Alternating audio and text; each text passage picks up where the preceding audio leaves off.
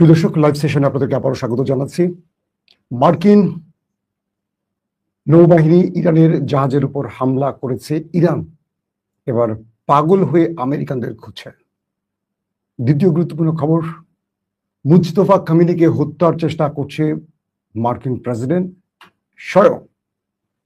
আমেরিকার এক গুরুত্বপূর্ণ ব্যক্তি মুখ ফুসকে এই তথ্য প্রকাশ করে দিয়েছে। পাশাপাশি হরমুজ প্রণালী ঘিরে এখন কি চলছে, যুদ্ধবিরতির ভবিষ্যৎ কি, অনেকগুলো বিষয় নিয়ে আলোচনা করতে চাই। দর্শক, অ্যান্ড্রিউ হক মার্কিন যুক্তরাষ্ট্রের নিউক্লিয়ার চিফ যাকে বলা হয়, এই ব্যক্তি কোনো একটি ট্র্যাপে পড়ে বা কোনো একটি জায়গায় গোপনে এক সাংবাদিকের রেকর্ডে ধরা পড়ে গেছেন। অর্থাৎ অ্যান্ড্রিউ হক, যিনি মার্কিন নিউক্লিয়ার প্রধান বা চিফ, তাকে ট্র্যাপে ফেলে দেওয়া হয়েছে বা যে কোনোভাবেই হোক কোন একটি গোয়েন্দা সংস্থা বা কোন একজন রিপোর্টার গোয়েন্দা সংস্থার হয়ে কাজ করতে গিয়ে তার অনেক তথ্য প্রকাশ করে দিয়েছেন। অ্যান্ড্রিউ হক তার বক্তব্যে বলছেন, মার্কিন প্রেসিডেন্ট ডোনাল্ড ট্রাম্প তিনি ইরানে নিউক্লিয়ার অ্যাটাকের চেষ্টা করেছিলেন, কিন্তু মার্কিন জেনারেলরা তাকে সে কাজটি করতে দেয়নি। তিনি আরেকটি তথ্য ফ্লাশ করে দিয়েছেন, সেটি হলো ইরানের ভেতরে একটি স্কুলে হামলায় 2 শতাধিক নিহত হয়েছে, তার মধ্যে প্রায় 2.25 শতাধিক ছিল কোমলমতি শিক্ষার্থী। এটিও মার্কিন প্রেসিডেন্ট ডোনাল্ড ট্রাম্পের নির্দেশে বা তার নির্দেশ, এক কথায় তিনি এই শিশুদের হত্যাকারী ছিলেন। এই তথ্যটিও অ্যান্ড্রিউ হক প্রকাশ করেছেন। সবচেয়ে ভয়ঙ্কর যে তথ্যটি তিনি দিয়েছেন সেটি হলো যে মার্কিন president Donald Trump Ayatollah Ali খামেনির ছেলে, বর্তমান যিনি গদিসীন বা যিনি বর্তমান ইরানের সুপ্রিম লিডার, মুজতফা খামেনিকে হত্যার চেষ্টা করে যাচ্ছেন। একদিকে আমেরিকা আলোচনা করছে ইরানের সাথে, নেপথ্যে মোসাদ, সিআইএ এর মাধ্যমে আমেরিকা এবং ইসরায়েল খুঁজে বেড়াচ্ছে কয়েকজন ব্যক্তিকে। এর মধ্যে অন্যতম টার্গেট হলো মুজতফা খামেনি। এজন্য আমেরিকার বেশ কয়েকটি গণমাধ্যম এর আগেও সংবাদ প্রকাশ করেছিল, মুজতফা খামেনি নেই, তিনি মারা গেছেন, এটা সেটা। এগুলো আমেরিকা খবরগুলো দিয়েছিল এই কারণে যেন আমেরিকার এই গণমাধ্যমের খবরের পর মুজতফা খামেনি নিজের অবস্থানটাকে একটু জানান দেয়, আর এতে করে আমেরিকা, ইসরায়েল তার অবস্থানটা জেনে তাকে টার্গেট করতে পারে।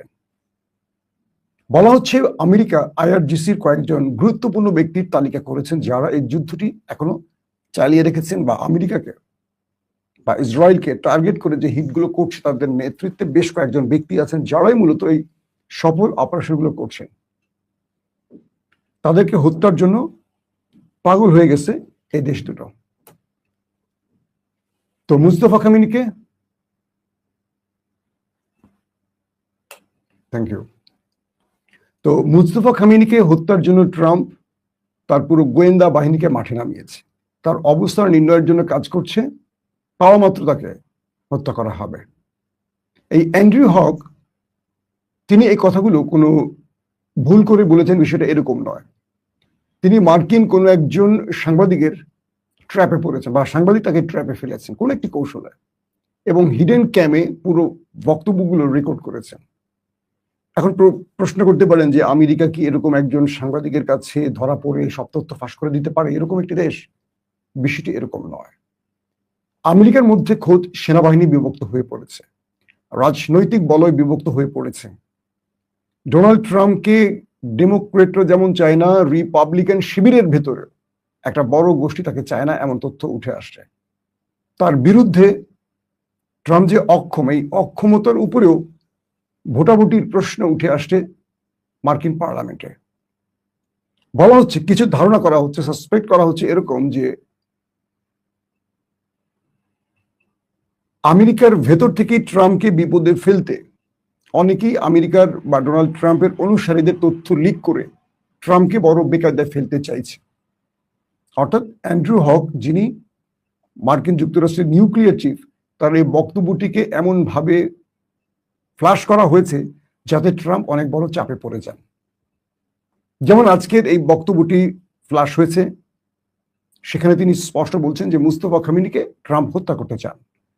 এখন এই বক্তব্যটি ইরান জেনে গেছে, পৃথিবী জেনে গেছে, এতে করে কি হইলো, কি মানে কি অর্থ দাঁড়ালো, যে ট্রাম্প যতটাই আলোচনার নাম করে এই টেবিল ওই টেবিল দৌড়চ্ছে, তার পেছনে টার্গেট আছে অন্য কিছু। এই অন্য কিছুর উদ্দেশ্যটা পুরো পৃথিবী জেনে গেছে। সেটা কি? মুস্তফা খামেনিকে হত্যা, আইআরজিসির গুরুত্বপূর্ণ ব্যক্তিদের হত্যা। যদি তাই হবে, তাহলে ট্রাম্প যে যুদ্ধবিরতি বা যুদ্ধের বা শান্তির জন্য যেই লম্বা লম্বা কথাগুলো বলছেন, এগুলো আসলে ট্রাম্পের লোক দেখানো, মূল উদ্দেশ্য অন্য জায়গায়। নাম্বার 2, হরমুজ প্রণালীতে ইরান 40টির মতো জাহাজ মার্কিন নাকের ডগা দিয়ে পার করেছে। এরপর আজকে নতুন করে আরেকটি ঘটনা ঘটেছে।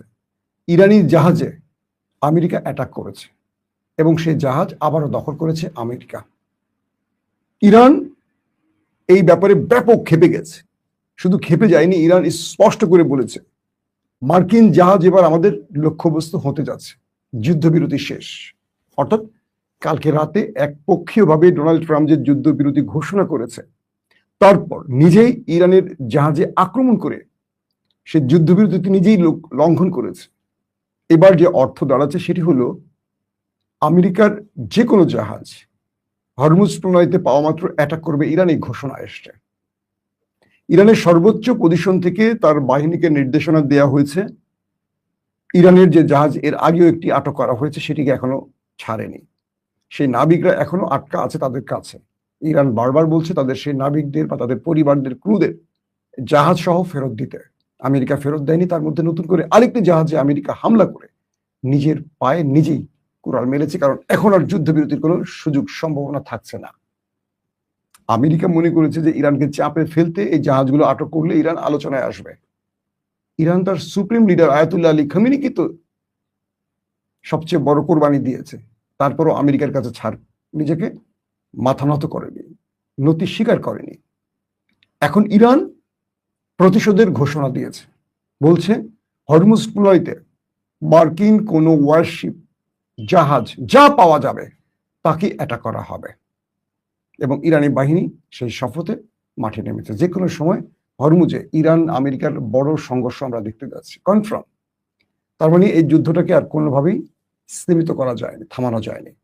আমেরিকার যুদ্ধবিরতির কথা বলছে, নানান রকম কথা বলছে, আবার নেতানিয়াহুর সাথে গোপনে প্ল্যান করে অন্য মিশনে নামছে। ইরান বলছে স্পষ্ট করে যে পৃথিবীর সবাইকে বিশ্বাস করা গেলেও আমেরিকা বা ট্রাম্প বা নেতানিয়াহুকে বিশ্বাস করা যাবে না, কারণ তারা যে কোনো পরিবেশে পোল্ট্রি নিতে পারে, মিথ্যা কথা বলতে পারে। আমরা সেই ফলটি দেখছি। এখন আমেরিকার মধ্য থেকেই খোদ প্রশ্ন উঠেছে, ট্রাম্প কেন ইরানের জাহাজে আক্রমণ করলো? ট্রাম্প যদি শান্তি চায়, শান্তি চুক্তিই চায়, তাহলে ইরানের ভেতরে বা ইরানের কাছে গিয়ে ইরানের হরমুজ প্রণালীতে জাহাজে আক্রমণ করার কারণ কি? কারণ ট্রাম্প এই যুদ্ধবিরতি চায় না। সে চাইছে ইরানের সাথে আরেকটি যুদ্ধ, কিন্তু সে পারছে না মার্কিন জনগণ, মার্কিন রাজনীতিবিদ, মার্কিন ইস্টাবলিশমেন্টের চাপের জন্য। তিনি পৃথিবীকে দেখাচ্ছেন যুদ্ধবিরতি, আর ভেতরে ইহুদি ইসরায়েলের প্রক্সি হয়ে কাজ করছেন। ডাইরেক্ট আমেরিকারা বলছে, এটা আমি বলছি না। এই পজিশনে দুই দেশের মধ্যে এখন আবারও যুদ্ধ শুরু হওয়ার সম্ভাবনা শুরু হয়েছে। পাশাপাশি পাকিস্তান আমেরিকাকে বলেছে যে আমাদেরকে ব্যবহার করছে যুদ্ধবিরতির জন্য, আর তুমি খেয়াল খুশি মতো কাজ করে আমাদের বিপদে ফেলছো। এটা তো ঠিক না। একদিকে ট্রাম্প বলছে খুব শিগগিরই কয়েক ঘন্টার মধ্যে যুদ্ধবিরতি হবে, আবার নিজেই আক্রমণ করে সেই যুদ্ধবিরতিটাকে যুদ্ধের রূপ দেওয়ার চেষ্টা করছে। আরেকটি খবর পাওয়া গেছে, সাউদার্ন লেবাননে ওই দেশটি, নেতাকাকুর দেশটি ব্যাপক অ্যাটাক করছে। বিভিন্ন জায়গায় তারা দখলের চেষ্টা করছে। দুই পক্ষের মধ্যে লড়াই চলছে এবং বলা হচ্ছে যে আরেকটি গাজা বানাবার চেষ্টা করা হচ্ছে। কয়েকটি জায়গায় দেখা গেছে যে তারা ঢুকে, লেবানিজদের ভিতরে ঢুকে সেই আবাসন দখল করে তাদের খাবার তারা খেয়ে ফেলছে, চুরি করে খাবার খাচ্ছে। এবং সাউদার্ন লিবাননের মানুষদেরকে সেই বাড়িঘর থেকে বের করে দেয়া হচ্ছে। তাদেরকে বলছে কেউ এই শহরে আর আসবে না। অর্থাৎ এই অঞ্চলটি দখলের চেষ্টা করছে নেতাকাকুর বাহিনী। এবং তাদের সাথে আবার লেবানিজের মুজাহিদ যে বাহিনী, বিপ্লবী বাহিনী বা প্রতিরোধ বাহিনী, তাদের লড়াই চলছে থেমে থেমে। দুই পক্ষের মধ্যে লড়াই এখন অব্যাহত আছে। যে ইসরায়েল 12 দিনের যুদ্ধবিরতি ঘটালো, সেই ইসরায়েল কয়েক ঘন্টার মধ্যে আবারও লেবাননে আক্রমণ করে তার যুদ্ধবিরতি লঙ্ঘন করলো। তার মানে যে বিষয়টি প্রকাশ্যে আসলো সেটি কি, ট্রাম্প বলে, নেতানিয়াহু বলে যুদ্ধবিরতির ঘোষণা করছেন এক মুখ দিয়ে, আর আরেক মুখ দিয়ে সেটাকে লঙ্ঘন করছেন। অর্থাৎ এই ব্যক্তি দুজনেরই ক্যারেক্টারের মধ্যে একটা মিল পাওয়া যায়। তারা সত্য সহজে বলেন না, আর তারা যেটা বলেন সেটাকে কেউ সত্য হিসেবে বিশ্বাস করতে পারে না। শেষ পর্যন্ত আবারও ইরান আমেরিকার যুদ্ধের মাঠে নেমে যাচ্ছে, এই প্রশ্নটি আবার উঠে আসছে। প্রত্যেকে ভালো থাকবেন। আল্লাহ হাফেজ।